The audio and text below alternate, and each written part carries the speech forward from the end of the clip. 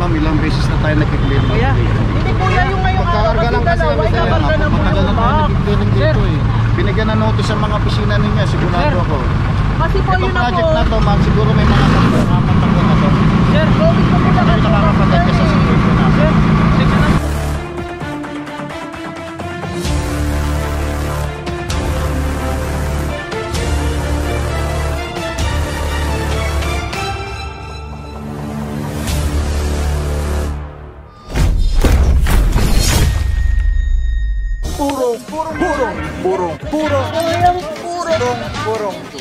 Purong pagmamahal.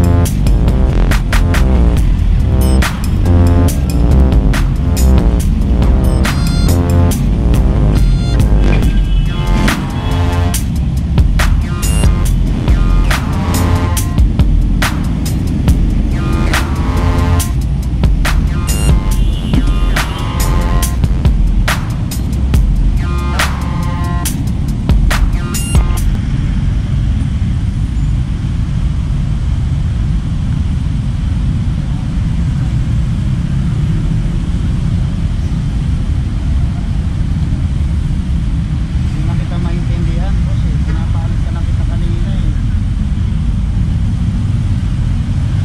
Hindi kita maintindihan. Ano yung nasa isip mo sa akin dito sa umaalis yung tinataboy na lang kita kanina. Ngayon kung nagkuha ka pa ng pasahero,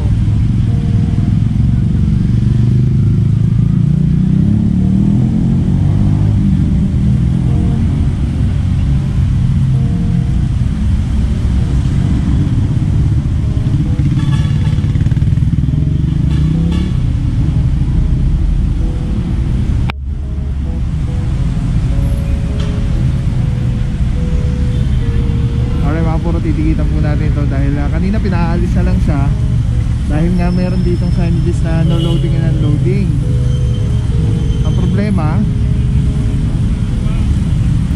sir, dapat nga po hindi kayo dito sumasakay sir eh. Kasi dito nakita namin, hindi ko alam na May mga signages po, may mga signages po tayo dito sir. siguro next time kami sa kapitan actually paalisin na lang sana ito mga puro eh. Kaya lang nagsakay pa talaga sa harap ni Officer Francisco kahit na yung signages sa kalagay no loading and unloading. Alright mga puro, titikitan na lang po ito. Let's go guys.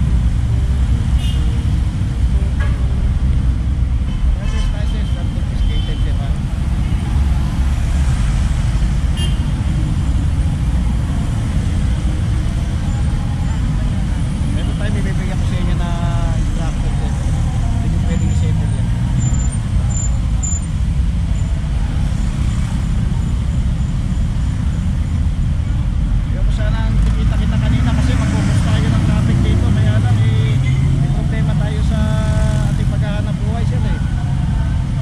Oh, sir oh. Ito po yung ano sir, dito yung setting sir. Ito po yung lisensya niya sir. Hindi po confiscated.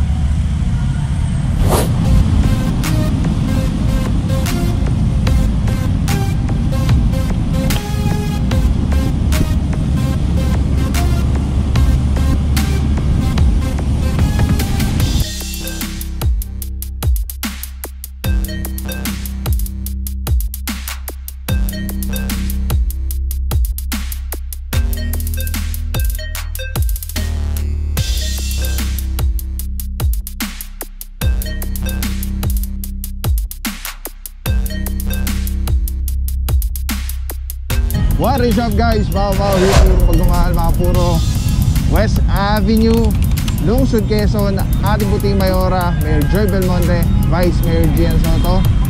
Napunta tayo dito, sedan, Hyundai Accent, SUV, TTMD, Tikasi Paggaling, Sir Dexter Gardenas, OIC for today, Officer Francisco, together with MMDA seated van, Officer Guillomas, team leader natin dyan.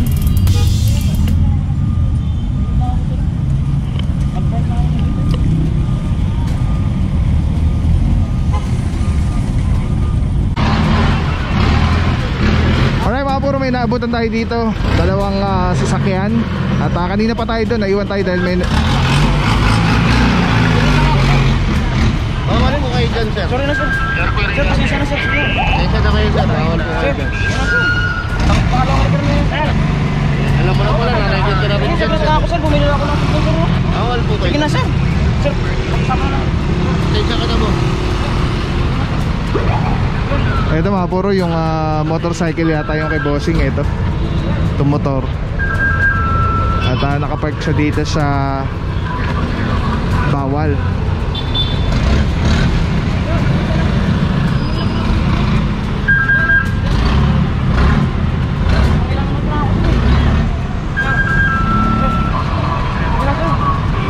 Sir, pasensya na sir. Sir, alis na rin ako sir. Hindi na ako lang sir eh. Sir, yeah.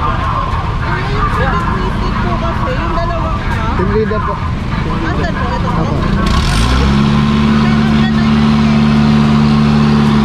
Ito po? Sa po team leader.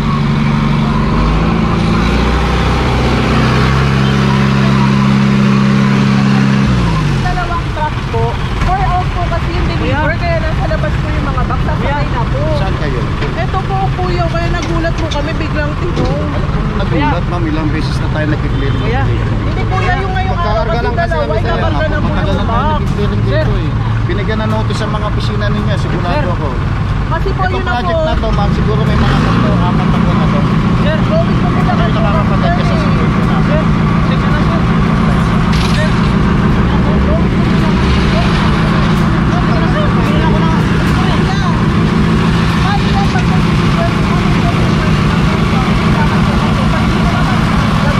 Ganito ha, ang sitwasyon naman namin, meron tayong government project dito. So, pagka nandiyan ang mga sasakyan ninyo, hindi makakagalaw yung mga gumagawa na construction dyan. Kasi po ngayon nire-release up sa ngayon eh. Pagmula kasi yung dalawang truck eh. Kailangan mag-adjust tayo kasi Baka pwede po pagmula kami ngayon. pwede po ha, eto po ha, patakbo na tayo ng ongoing yung ating construction project dito. Dapat nakapag-adjust na tayo. Baka pwede na sa ngayon po.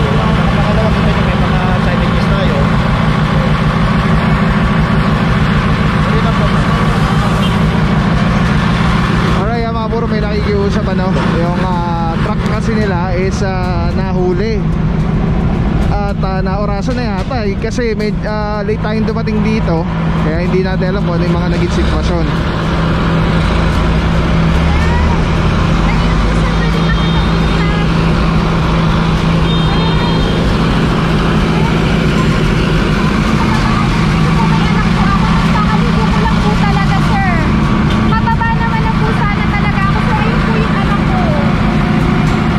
Residente kayo dito?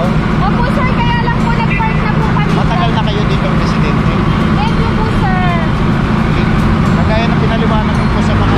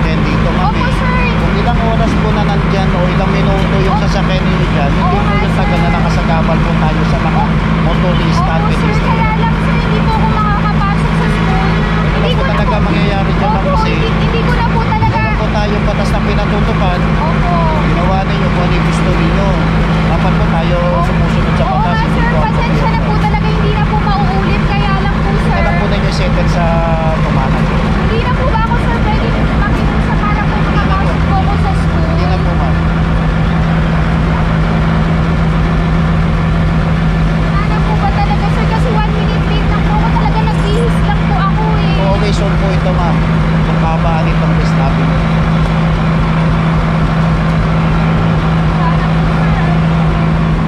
Alright mga puro, sitwasyon tayo dito at nakikiusap si madam at naligo lang daw yata si madam, yun yung pagkakarinig natin at meron siyang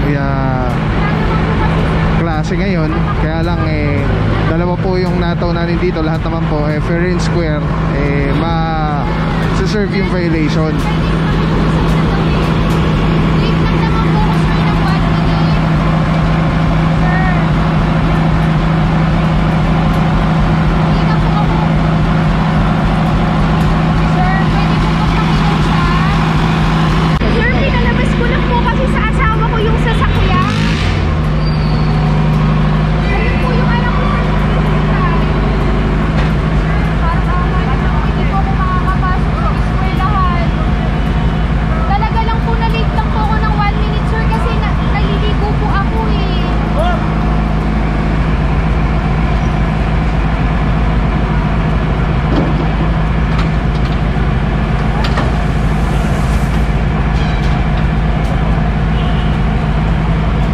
Ano po sir, ano na lang po, mag-a-absent na lang ako para maasikaso ko po yun. Maganda yun ma'am, sama na lang kayo para pagdating doon, labas nyo rin po ano dito sa May babayaran po ba? Opo, meron. Magkano? Tanong nyo na lang po doon sa ano, sa tawing Pwede kaya magbayad na lang po ako kasi para makapasok po ako sa dito po, hindi po nababayaran po dito. Ma'am, bawal po yan. Doon po talaga Hindi yan. ko po sabihin kung yung fine po kasi po kailangan Bawal ko nga po. po. Mayroon po kami tamang procedure dyan. Ah, okay po. Ito po. Saan po ako pwedeng pumunta, Ito sir? po. Alright mga puro, so dalawang sasakyan yung nakakuha natin dito nato, tapos isang motorsiklo. At tulad nga nung sabi natin kanina is tulad ng sabi ni Officer Francisco, dito merong government project ginagawa yung mga kalsada. At narereklamo nga ito nung developer or nung gumagawa dahil di makagawa ng ayos yung mga dapat nagagawa dahil nga yung mga sasakyan nila sakyan pala kay bossing, hindi pala motor. So yung mga puro, isasampa na po ito, pati yung isang motorsiklo. Mga puro, diretso pa tayo doon, tingnan natin kung ano nangyari doon. Let's go guys. Bibig sarap lang, Telesim Philippines. Grabe, sobrang solid nito mga puro. Ito lagi natin kasama sa mga operations, sa mga vlogs natin. Tatanggalin nyo, twist nyo lang yan to the left. Tapos ayun na, pwede mo ng handheld camera na siya. Tapos, ang ganda, diba? Hindi ka mukhang ano, parang may nakasabit sa'yo na weird. Ganda, ganda ng kulay, pogi pa rin. LSC number 1. Let's go, purong pagmamahal. Maraming salamat sa'yo, walang papapaw. So thank you so much sa wala sa akong support, tiwala. Wala akong masabi kundi thank you so much, thank you sa Panginoon at ingat kayo palagi. Again, kung wala akong papapaw, so thank you so much. God bless you, purong pagmamahal. Thank you so much. God bless.